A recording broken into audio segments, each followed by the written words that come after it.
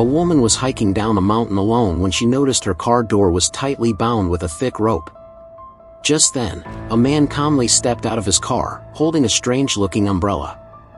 She had no idea something terrifying was about to unfold. When Iris woke up, she realized she'd been captured.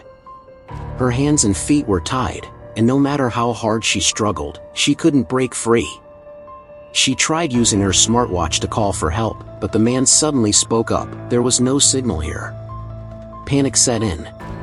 Iris had no idea why this man had taken her, but what mattered now was escaping. Luckily, she had brought a small knife with her. Carefully, she pulled it out and waited for the right moment. Then, with one quick move, she cut the seatbelt. The car lost control and veered off the road. Iris, still shaken, tried to run, but the man quickly caught her. She fought back, wildly clawing at him, then yanked the seatbelt to trap him tightly. But her efforts weren't enough. He broke free and pinned her down again. Just as he stood up to grab her once more, Iris found her strength and lashed out with the small knife. While he was still recovering, she quickly cut the ropes around her ankles. But just as she tried to run, he appeared behind her again. Despite the chaos, the man stayed eerily calm. It turned out, he had injected Iris with a muscle relaxant before putting her in the car. If things went according to plan, she would lose control of her body in less than 20 minutes. Iris's heart raced. Without wasting another second, she turned and ran into the woods. But after only a short while, her worst fear came true. She lifted her right hand, her fingers were going numb. The man wasn't lying. She only had a few minutes left. Soon, her legs began to weaken too. Hearing him getting closer, Iris quickly ducked into a hollow under a tree. She held her breath, staying perfectly still. But then, she looked down, her hands were crawling with ants. Seconds later, they were on her face.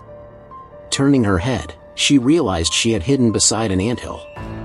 The ants kept crawling, but thankfully, the man hadn't seen her and walked off in another direction. Just as she thought she was safe, one ant crawled into her nose. The man noticed something was wrong and rushed back. Iris, barely able to move, dragged herself toward a nearby stream. Without thinking, she held her breath and let the current carry her away. She didn't know how long she had drifted, but eventually a dead tree blocked her path. Using the last of her strength, she crawled up onto the bank, then collapsed, completely paralyzed. Moments later, an elderly man with a white beard found her in the grass. After a quick check, he realized that while she couldn't move, she was fully conscious. He assumed something bad had happened to her, so he fetched a cart and took her home to call for help. But just as they got inside, someone knocked on the door. The man opened it, and there stood the same man who had taken Iris. He claimed he had been in a car accident and that his wife had gotten lost nearby.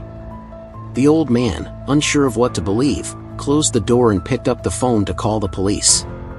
But the man barged in before he could. Looking around and seeing no sign of Iris, he casually sat on the couch. Unbeknownst to him, Iris was hidden just behind it. The old man, still suspicious, picked up the phone again. That's when the man suddenly began to cry, pretending to be desperate and harmless. The old man was almost convinced. But then he caught the man's nervous glance and finally understood the truth. He stood up and told the man to leave his house immediately.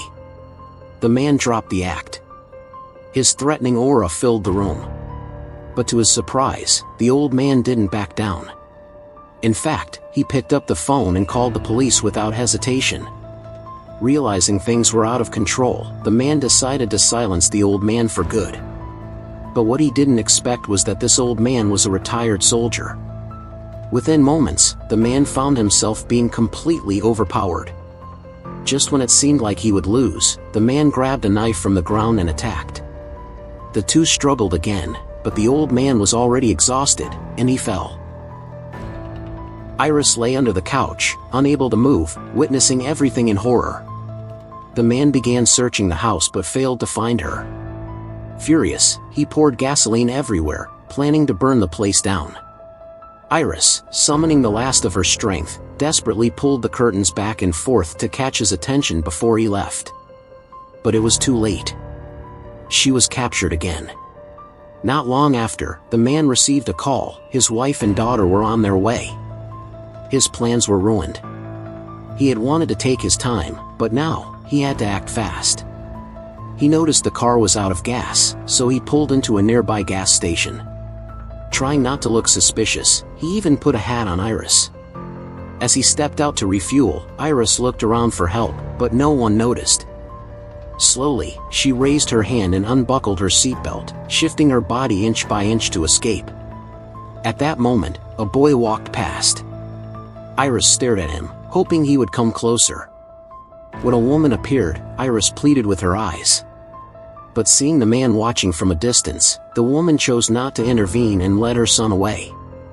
Iris missed her chance again. Soon, the man drove the car back to the site of the earlier crash, planning to hide the evidence. But just then, a police car pulled up. The woman from the gas station had secretly taken note of the license plate and called the police.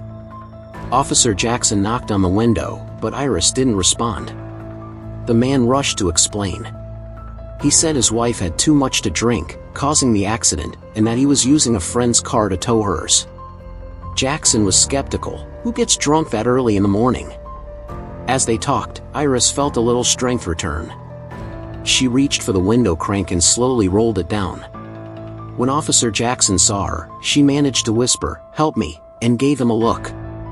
Following her gaze, he noticed a syringe. But before he could react, the man struck, and Officer Jackson collapsed. To cover it up, the man dragged him into the police car, doused it in gasoline, and set it on fire. Returning to his own car, he failed to notice that the syringe was gone. Later, he stopped by a lake, planning to end things once and for all. Clearly, he had done this before. But just then, Iris jabbed the syringe into his leg. She tried to press it, but the needle wouldn't inject. The man, strong and calm, pulled it out. Iris had recovered some strength, but not enough to fight. She had no choice but to let him drag her into a small wooden boat. As they floated to the center of the lake, Iris looked at him with despair. Ever since her son's tragic accident, she had thought about ending her life. But now, facing death for real, it was terrifying. Through tears, she begged him. She said her son's favorite toy was in her pocket and asked to see it one last time. The man hesitated, then agreed. But as he reached for it, Iris secretly grabbed his knife. She slashed at him, but missed. He cried out and pulled the blade from his side, then reached for a handgun. Iris reacted quickly, rocking the boat hard. The man lost his balance and fell into the water. Just as she was catching her breath, he climbed back in. Iris scrambled to the front of the boat, found the gun, and fired. The man fell into the lake and didn't resurface. Finally free, Iris smiled in relief. She made it to shore. But when she looked up, the man had somehow dragged himself out of the water. He was barely alive. Iris stood over him, realizing he didn't have much time left. But through all this pain and fear, she had found a new reason to live.